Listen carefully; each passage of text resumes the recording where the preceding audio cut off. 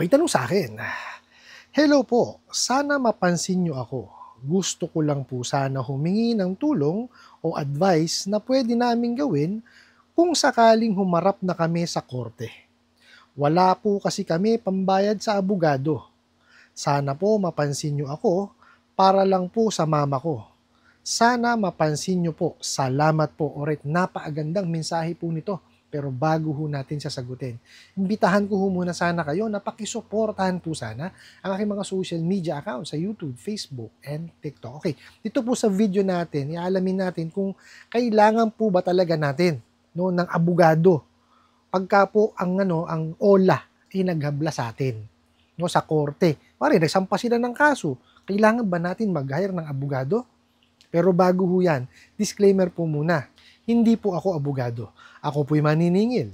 Lahat po na sinasabi natin sa ating mga video is based on my experience at syempre po sa ating pong pagsasaliksik at pagtatanong sa mga kaibigan po nating abogado.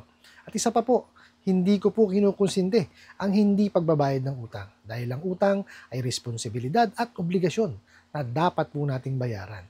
Ang hindi po ako pabor ay dun sa maling pamamaraan ng pautang at maling pamamaraan ng paniningil. Sagutin po natin yung pinadala nyo pong mensahe. Okay, so sabi nyo nga is gusto nyo pong humingi ng tulong or advice, no? Kasi po tinatanong nyo ano bang pwedeng gawin kung sakasakali po na magharap na kayo sa korte kasi wala kayo kanyang pambayad sa abogado. Okay, ito po yan, no? Kasi po, ang utang, kung utang po na hindi nababayaran, kasi po usaping sibil yan. So, ibig sabihin po ng usaping sibil, kumbaga may unawaan po ng dalawang partido. So, yung nagpahiram, tsaka po yung nanghiram, may kasunduan silang dalawa. Okay? Ngayon, pagka nagkaroon sila ng kasunduan, so ibig sabihin, binding yon. Okay? Yun po yung dapat matupad. Kasi may kasunduan eh. Kasi ang sa pagpapautang po, po pwede yang verbal at pwede yan na nasusulat. Okay? Tinatanggap po sa korte yan, parehas. Ngayon, kasi syempre pa may mga kaibigan tayo, no? Yun, verbal lang yan. Pare, baka po pwede naman ako makahiram sa'yo ng ganito, ganyan, di ba? So, usaping kumbaga, kung nagkasundo kayo doon, valid yung utang na yon. So, meron kayong agreement doon kahit na lang, verbal lang. Ngayon, pagka naman yan, kagaya sa mga kumpanya, dito sa mga bugo katabusadong online lending apps, dapat yan, may kasulatan. Okay? So, usaping civil pa rin po iyon, no? Hindi yan makukonsider na may criminal liability, no? Kung wala ho, no? Nung panloloko at panlilinlang. Later ho, i-discuss natin yun. Dito muna tayo sa sa usaping civil. Pagka usaping civil yan, no? Maaari po yang isampa sa small claims court. Okay? Ang small claims court po kasi is pinaigsi na po yan ng Supreme Court. Ibig sabihin, kumbaga instead ho na mahabang proseso ng tawag ito litis, pinaigsi na po yan. Tsaka may bracket po yan. Utang na 1 million pababa. Ulitin ko po 1 million pesos hanggang 5 o kung may 1 centavo hanggang dun po yun. Kaya 1 million pababa. Kasi po marami nagsasabi hanggang magkano daw po yung po pwedeng idemanda. Kung kaya pong magdemanda o gustong magdemanda nung nagpahiram, kung piso lang ang nahiram, pwede niya hong gawin nyo. Kasi ang bracket po is 1 million pababa. Okay? Kung yung pinakamaliit na denomination natin, doon po pwede yan. Depende ho yan doon sa nagpahiram. Okay po? Ngayon, pag napasok po kayo doon sa small claims, sa small claims court po yan. Ipa-file. Pag sinabi po doon, ibig sabihin po niyan, sa isang araw lamang po yan, magkikita kayo sa korte. At hindi nyo po kailangan ng abogado. Kasi po, ang maghaharap lang po doon is yung nagpahiram, or your representative nila at saka po yung nakahiram. Magpipresenta po ito tong nagpahiram ng kanyang mga ebidensya. Ngayon, kayo po kung may ebidensya rin kayo, kumari meron kayong gustong i-contest, ipakita nyo po. Okay? Kung dito sa mga bugo katabusadong online lending apps, definitely marami kayong may papakita kasi Nanghaharas yung mga bugok na yan, di ba? So, pakita nyo, may screenshot kayo. Di po ba? Pati yung sa app, screenshot nyo. Kasi pag mataas ang interest, tsaka yung malaki yung kinakaltas, bawal din ho yun. Okay? Pagka doon po tayo sa small claims case na punta, hindi ho natin kailangan ng abogado. Okay? Kasi nga, usaping civil po yan. Ngayon, mangangailangan lang po tayo ng abogado kung sinamahan po natin yan ng panluloko at pandilin lang. Okay? Ibig sabihin po, may criminal liability na. Kasi sinadya mo silang lokohin at linlangin. Okay? Dalawang klase yan. Ito po, estafa. Pag sinabi ho kasing estafa, niloko mo siya at nilinlang. Habang kayo ay nagtatransaksyon, nagsabi ka ng hindi totoo. Nag-submit ka ng mga peking dokumento. Talagang intention mong lokohin siya. Kasi alam mo sa sarili mo na pagka yung totoong information at totoong dokumento ang ibinigay mo, hindi ka makakapanghiram. Okay? So, intentional mo siyang niloko at nilinlang. There is a possibility ho na masampahan kayo ng kasong estafa. At yun po, may criminal liability, kaya kailangan nyo ng abogado ron. Okay? Yung isa po is yung BP22. May panluloko at panlilinlang din doon. Bakit? Kasi nag-issue kasi kayo ng cheque ng walang pondo, kulang sa pondo, or close account. Alam nyo sa sarili nyo na hindi magkiklear yung cheque na yun. Kaya may panluloko at panlilinlang din doon. So, may criminal liability rin po yun. Kailangan nyo rin po ng abogado na magre-represent din sa inyo. Ngayon, kung ganun po ang mangyayari, okay, kung may criminal liability po, meron po tayong PAO, yung Public Attorney's Office. So, magpe-present lamang po kayo doon ng patunay na wala kayong kakayanan na magbayad ng pribadong abogado. So, lapit po kayo sa kanila. May requirement naman po silang ipapakita sa inyo. So, pagka napatunayan po na wala talaga kayong kakayanan na magbayad ng pribadong abogado, sila po ang magre-represent sa inyo. Okay po? So, sana po maliwanag yung pagkakaiba ng dalawa. Ngayon, eto po yan. Kung sa usaping utang po at bugok at abusadong online lending apps, ang sinasabing mag-ahabla, malabo pa po sa alkitran yan. Okay, bakit po? Kasi po, itong mga bugok at abusadong online lending apps, ang nanguna sa hindi pagsunod sa batas. Napakarami hong batas ang hindi sinunod yung mga yan. Especially po yung mga fly-by-night o yung mga illegal. Okay? Yung yung pasulput-sulput. Kaya ako nagtataka ako, doon sa ibang mga naggumagawa ng content na may bagong ola.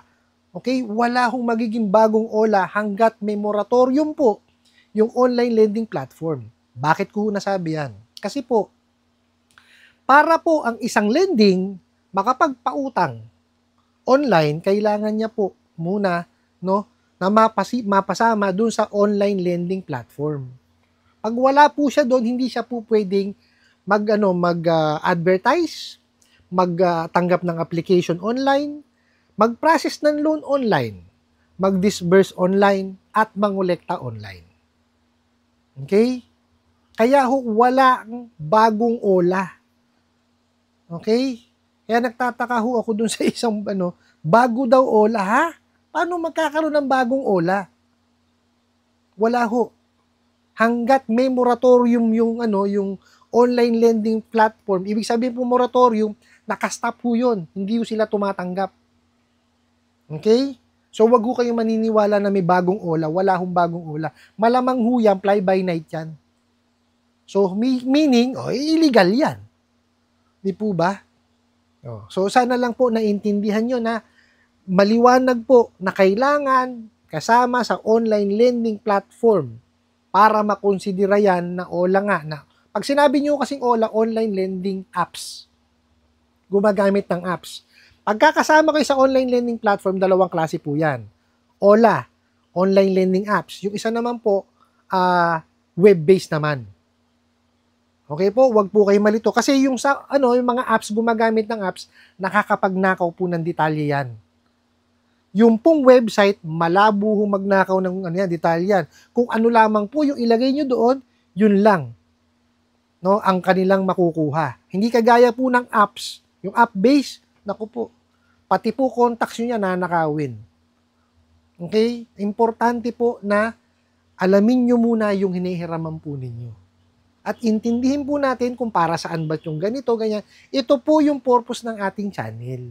Ma-educate po tayo kung ano ba yung nasasabi po sa batas, ano ba yung mga dapat nating malaman, kagaya niyan. Marami ho nagsasabi, may bagong ola. Wala hong, malabo pa ho sa Alkitran magkaroon ng bagong ola kasi may moratorium nga po eh. So definitely yan, fly-by-night yan, illegal yan. So dapat yan, hindi na dapat pinaano, kumbaga ini-entertain pa. Okay po? Ngayon, balik tayo dun sa ano. Wag ho kayong mag-alala. Kung kayo po sasampahan ng kaso at kailangan talaga ng abogado, meron po tayong PAO, Public Attorney's Office. There are certain requirements kayong kailangan i-meet para po kayo ay mabigyan po ng libreng abogado ng PAO. Okay po? Wag ho tayong masyadong mag-iisip o kumbaga, wag nating anuhin yung sarili natin, pressurein yung sarili natin na maghaharap kami sa korte. Mas maganda nga ho yan kung sasampahan kayo ng small claims. Para sa akin ho ito ano ko to, opinion ko to. Kasi at least doon, meron hong namamagitan. Hindi yung kagaya niyan, tatawagan ka, may message ka, i-email ka, ala kang kalaban-laban eh. Sila lang na sila ang di ba, bida. Samantalang yan, pag hinabla kayo sa small claims court, may namamagitan po, nandyan po si judge. Di po ba? Hindi lang ho natin alam kung ano mangyayari, kung pabor ba sa atin ng resulta o hindi pabor. Pero ito, sasabihin ko sa inyo. Pag bugo katabusadong online lending apps, malabo pa sa Alkitran na sila po ay magsampa ng kasong small claims case sa small claims court. Dahil sila po ang unang lumabag sa mga batas at memorandum na nakakasako po sa pagpapautang. Okay? Wag tayong masyadong mag-focus dun sa hindi natin kayang kontrolin. Mag-focus tayo dun sa kaya nating kontrolin. Yung pong ating hanap buhay. Yung ating personal na buhay. O ibalik natin yung dati natin sigla bago dumating yung mga bugo katabusadong online lending app sa atin. Okay? Mag-focus tayo dun. Kumbaga, kung meron kayong hanapbuhay o negosyo, dun kayo mag-focus para at least mai-provide po ninyo yung pangangailangan ng inyong pamilya, ng mga nangangailangan sa inyo. At, syempre, makakapagtabi kayo. Diba? Para mabayaran nyo yung mga bugo katabusadong online lending apps na yan. Ito ho, importante. Pagka kayo ho, past due na delinquente dyan, pag ipunan nyo siya, tsaka nyo siya bayaran ng buo, wag kayo magpaparsyal. Tsaka nyo itabi yung proof of payment. Pero kung kayo po'y may kakayanan magbayad during the due date o bago mag-due date, bayaran nyo po para wala ho kayo sakit ng ulo. Okay? Kasi po, yung mga yan, talagang bugok at abusado.